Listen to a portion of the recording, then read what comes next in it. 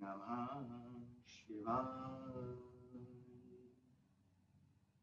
आइए प्यारे साथियों, प्यारे मित्रों, कुछ पलों के लिए हम सभी साधक मिलकर उस महाकुंजी की ओर चलें जो हमारे भीतर रखी हुई है। प्यारे साथियों, हर साधक मोक्ष मुक्ति की जिज्ञासा लेकर अनेकों अनेकों द्वार पर जरूर जाता है। उसका जाना ही इस बात का प्रमाण है कि वो मोक्ष मुक्ति चाहता है, जन्म और मृत्यु से परे का जीवन चाहता है। उसी के लिए ही वो अनेकों संतों के द्वार पर, गुरुओं के द्वार पर अपने भीतर की तलाश के लिए जाता रहता है। इसे हम भटकाव नहीं कहेंगे, ये प्यास का ही स्वरूप है। ताला आपने स्वयं लगाया, चाबी भी आपके पास, आप जानते भी हैं कि चाबी कहाँ है, किंतु उस ताले को खोलने की विधि आप भूल गए। बस जो जीवंत जागृत संत होते हैं, जब हम उनकी ऊर्जा में बैठते हैं, उनके प्रकाश में, उनके ऑरा में बैठते हैं, तो वो विधि हमें मालूम पड़ने लगती है कि कैसे हम अपने भीतर के बंद द्वार को खोलें। एक ही विद्या है, एक ही विधि है, ध्यान। ध्यान के बारे में सब जानते हैं। ध्यान आज हर इंसान की, वो चाहे विद्यार्थी जीवन हो, चाहे कोई बिजनेसमैन या कोई भी, ध्यान हम सब की जरूरत बन गया है। क्योंकि ध्यान के बिना किसी को भी परम शांति, परमानंद नहीं मिल पा रहा। सुख चैन बिना ध्यान के नहीं घटित हो रहा। ध्यान के बारे में अनेकों किताबें उपलब्ध, अनेकों मार्गदर्शक उपलब्ध, दीपक सबके पास, बाती तेल सबके पास, सब होने के बावजूद भी अगर दीपक प्रकाशमान नहीं है तो अंधेरा विदा नहीं हो सकता। और जैसे ही दीपक प्रकाशमान होता है, किसी प्रकाशमान दीपक के नजदीक हम पहुंचते हैं तो अंधकार विदा हो जाता है, विधि मालूम पड़ने लगती है, अपनी चाबी अपने हाथ में लग जाती है। इसलिए प्यारे साथियों, प्यारे मित्रों, यदि कोई साधक अपनी प्यास को परमात्मा बनाना चाहता है, जन्म और मृत्यु से परे मोक्ष मुक्ति की ओर, उन सिद्ध ऋषियों मुनियों की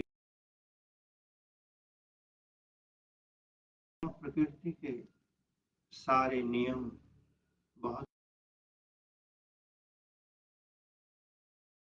उस ओर आना चाहता है, उसके लिए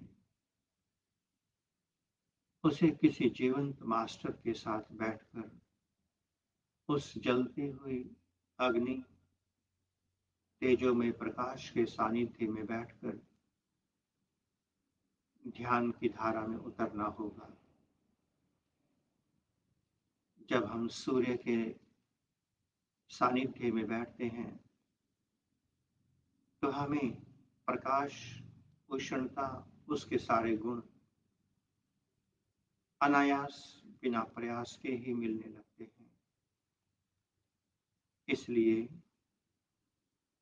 आइए प्यारे साथियों, प्यारे मित्रों, कुछ पलों के लिए हम सभी साधक मिलकर ध्यान की ओर चलें। ध्यान का एक सिद्धांत है, हमारे सनातन धर्म, हमारी संस्कृति का एक सिद्धांत है कि हमें किसी भी क्षेत्र में उतरना हो, चाहे वो भौतिक क्षेत्र हो या फिर आध्यात्मिक क्षेत्र हो, उस क्षेत्र की कार्य सफलता हमारे गुरुदेव भगवान और इष्ट देव की कृपा पर ही निर्भर करता है। तो हमें संस्कार दिए गए कि कोई भी शुभ कार्य प्रारंभ करना हो तो सबसे पहले हमें प्रार्थना में उतरना चाहिए। आप प्रार्थना कैसे करते हैं, ये आपका विषय है। तो आइए प्यारे साथियों, प्यारे मित्रों, नित्य प्रति की तरह सर्वप्रथम हम सभी साधक मिलकर अपने अपने गुरुदेव भगवान और इष्ट देव की शरण में चलें और उन्हें प्रणाम करके अपने भीतर के अंधकार को विदा करने का प्रयास करें।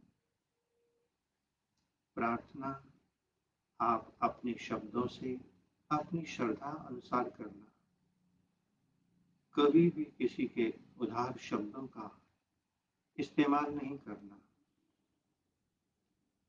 जो हम भी कहें, हमारे शब्दों को मात्र सुनना, किंतु उन शब्दों को अपने जीवन में नहीं उतारना। प्रार्थना आपके भीतर से निकलनी चाहिए। उधार की प्रार्थना परमात्मा के द्वार तक नहीं पहुंचेगी। जब भी आप ध्यान में बैठें, अभी प्रार्थना के साथ साथ अपने गुरुदेव से प्रार्थना करना कि हे गुरुदेव, मैं कुछ पलों के लिए आपके सानिध्य में बैठकर अपने भीतर के अंधकार को विदा करना चाहता हूँ। मोक्ष मुक्ति परमात्मा प्रकाश को, अपने भीतर के परम गुरु को उपलब्ध होना चाहता हूँ। आप पधारिए गुरुदेव। तो ये सारे शब्द हमारे हैं। इन शब्दों का इस्तेमाल, हमारे उधार के शब्दों का इस्तेमाल नहीं करना। आइए पूरी श्रद्धा से, पूरी आत्मीयता से प्रार्थना की ओर चलें। उसके पश्चात हम सभी मिलकर ध्यान की ओर चलेंगे।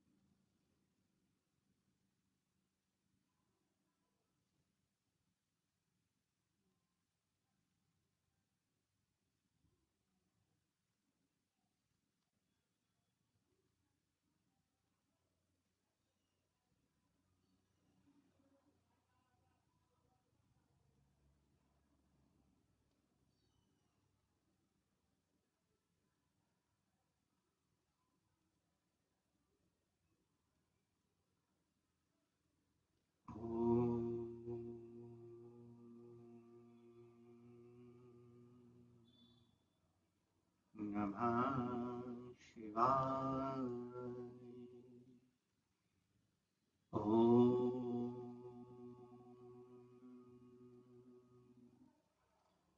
नमः शिवाय। ओम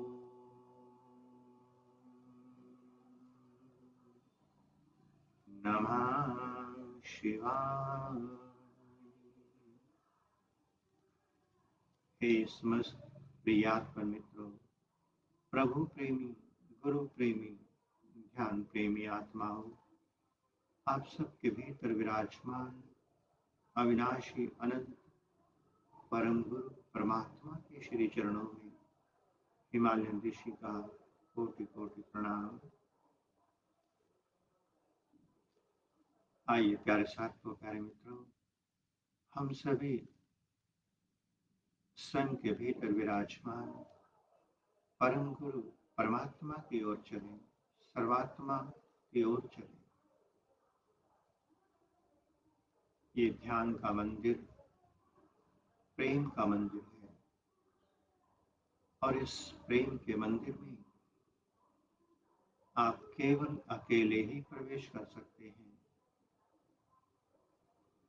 इसलिए जन्म के पश्चात आपको जो जो भी मिला, मन बुद्धि इंद्रियां, ज्ञान विज्ञान, सिद्धांत नियम धारणाएं मान्यताएं, जो भी मिला,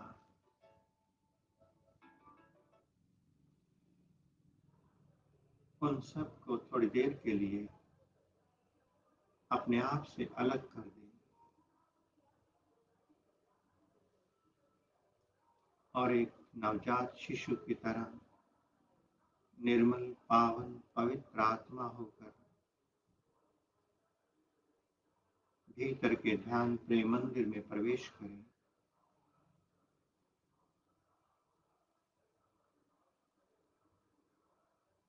नवजात शिशु की पूर्ण रूप से कॉपी करना ही ध्यान है। बिल्कुल ढीले ढाले बैठना, शरीर में किसी तरह की कोई अकड़ ना हो, तनाव ना हो, सहज सुखद आसन पर बैठना। इस शरीर को कोई कष्ट ना पहुंचे, इसका विशेष ध्यान रहे। ये देह परमात्मा का सर्वोत्तम उपहार है, इसे कोई कष्ट नहीं पहुंचाना। कोई जरूरत नहीं सिद्धासन पद्मासन की। आप अपनी मस्ती में, अपने आनंद में बैठना।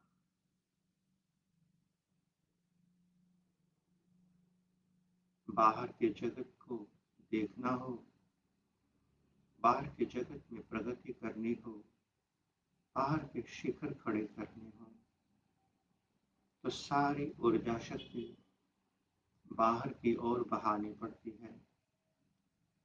यदि भीतर की गहराइयां प्राप्त करनी हो, भीतर छिपी हुई सारी संपदा को उघाड़ना हो, तो उसी ऊर्जा शक्ति को भीतर की ओर बहाना पड़ता है। बाहर के नेत्रों को बंद करके अपना सारा ध्यान, सारी ऊर्जा शक्ति अपने भीतर आने दें। जैसे ही हम बाहर के नेत्र बंद करते हैं, कोई प्रयास नहीं करना पड़ता, कोई प्रार्थना नहीं करनी पड़ती। ऊर्जा शक्ति एक ही है, जो बाहर को बह रही थी, अब वो अपने आप भीतर की ओर मुड़ने लगती है। मूलाधार से शिवनेत्र सहस्रार की ओर अपने आप बढ़ने लगती है। जैसे नदियां बिना प्रयास के हिमालय से उतरकर गंगा की ओर बहना शुरू कर देती हैं, उन्हें कोई प्रयास नहीं करना पड़ता। ठीक वैसे ही जब भीतर ऊर्जा मुड़ती है, उसे कोई प्रयास नहीं करना पड़ता। वह ऊर्जा शक्ति अपने आप सहस्रार की ओर, शिवनेत्र की ओर ऊर्ध्वगामी होने लगती है। ध्यान में बैठकर कोई मंत्र जप, प्राणायाम, श्वासों को देखना, कोई भी फिजिकल मेंटल एक्सरसाइज नहीं करना। ध्यान मुक्ति है, ध्यान करने की क्रिया नहीं है, होने की महाघटना है। करना हमारे अहंकार का प्रतीक है। भीतर बैठे परम गुरु परमात्मा को, उस अविनाशी अनंत सर्वात्मा को, जो समस्त विधियों का ज्ञान का दाता है, उसे कोई विधि, कोई मंत्र, कोई क्रिया करके अपने अहंकार का प्रदर्शन नहीं करना। यदि आप भीतर प्रवेश करना चाहते हैं, तो भीतर प्रवेश करने के लिए समर्पण द्वार है। समर्पण द्वार, समर्पित होते चले जाएं अपने भीतर बैठे परम गुरु परमात्मा के चरणों में। बाहर कोई गुरु नहीं है, केवल मार्गदर्शक है, जो केवल इशारा कर सकते हैं, संकेत कर सकते हैं। परम गुरु परमात्मा, जो आपके मोक्ष मुक्ति के द्वार खोल सकता है, वो परम गुरु आपके भीतर है। नवजात शिशु की तरह भीतर की ओर मुड़ जाए, समर्पित हो जाए।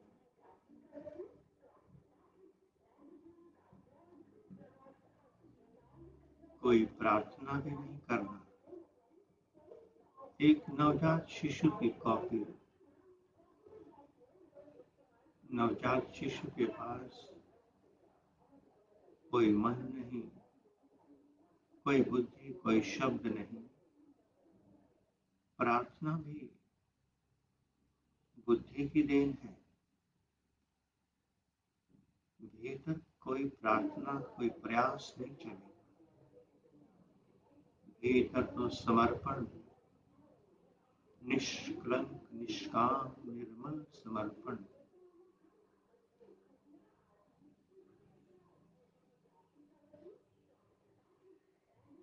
लगातार शिवनेत्र से अपने भीतर के ब्रह्मांड को देखते चले जाएं। जन्म के समय ये भीतर का ब्रह्मांड पूर्ण महाशून्य था, रिक्त था, खाली था। किंतु जन्म के बाद धीरे धीरे भीतर सारा संसार भरता चला गया। ध्यान बहुत आसान है। ध्यान कोई हठ योग नहीं, क्रिया योग नहीं, कोई कर्म कांड नहीं। ध्यान स्वयं की ओर वापिस लौटने का नाम है। वापिस लौटने के लिए कुछ नहीं करना पड़ता, केवल मुड़ना है। ध्यान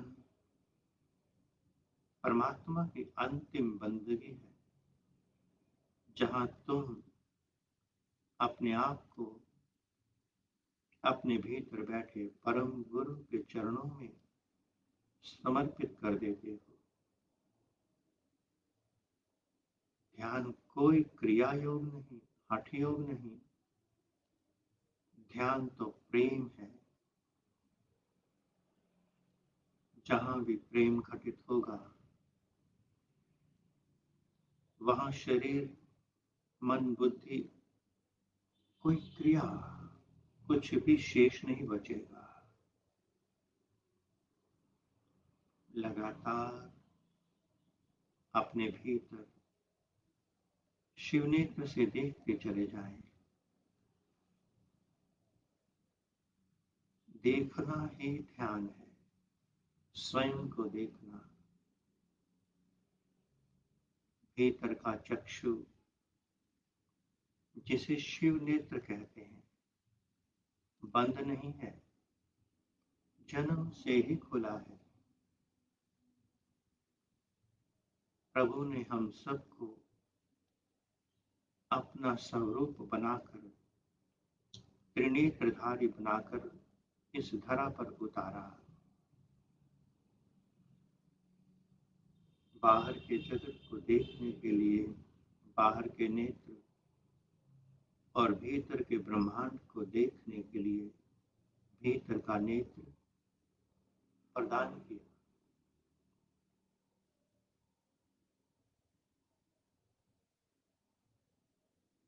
जब भी भीतर उतरना होगा, तो भीतर प्रवेश के लिए शिवनेत्र का द्वार चाहिए। शिवनेत्र से आप अपने भीतर भरे हुए संसार को देखते हैं। ध्यान में बैठकर कोई भी विचार आने लगे, साक्षी दृष्टा होकर देखना। नया कोई विचार सामने नहीं आएगा। जो हमने जन्म के पश्चात अपने भीतर को भरा,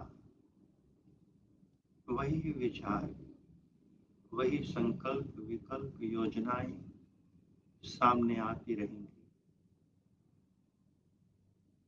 और जो जो शिवनेत्र के प्रकाश में आ गया, वही विचार शिवनेत्र के द्वार से एग्जिट हो गया, बाहर निकल गया।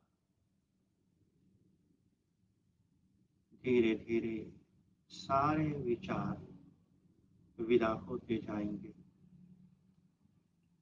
आप निर्भर होते जाएंगे, हल्के होते जाएंगे। निर्विचार स्थिति घटित होने लगेगी। देखने मात्र से सुरती लगने लगेगी।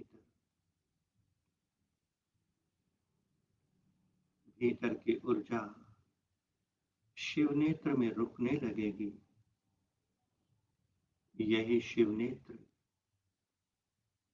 हिमालय में विराजमान समस्त महातपोधन ऋषियों मुनियों से जुड़ने लगेगा। अगर आप किसी मंत्र में उतर गए, क्रिया में उतर गए, तो ये शिवनेत्र तपोधन ऋषियों मुनियों से जुड़ नहीं पाएगा। मंत्र, क्रिया, ज्ञान, विधि, विधान, योजनाएं, सिद्धांत, नियम, मान्यताएं, धारणाएं, ये सब दीवारें हैं।